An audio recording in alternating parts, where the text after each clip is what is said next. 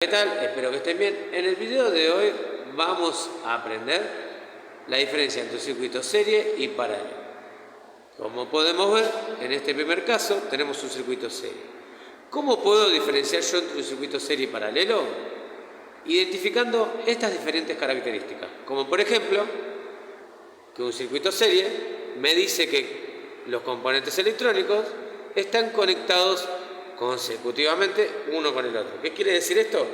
Que este componente va a estar conectado a este otro componente. Solamente comparten un cable, ¿no? O una pista, etc. Otra característica de un circuito serie es que la corriente en el mismo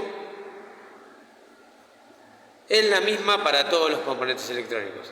Quiere decir que esta corriente va a ser la misma para este componente y para este componente.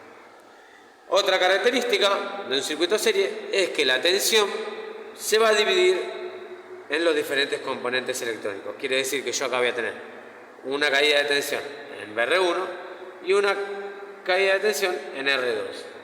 Y la suma de estas dos caídas de tensión me tiene que dar la fuente de alimentación. Y por último, una característica también del circuito serie es que si yo desconecto un componente o se quema, lo que va a suceder es que va a dejar de haber una circulación de corriente y al pasar esto, el circuito no va a funcionar. Bueno, y ahora vamos a ver las características y cómo identificar un circuito paralelo.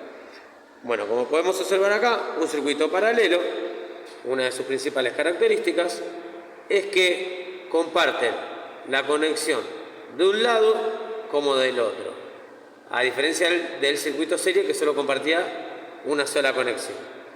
Otra característica de un circuito paralelo es que el voltaje o la tensión en cada componente va a ser la misma, en este caso, que la fuente, el voltaje de la fuente.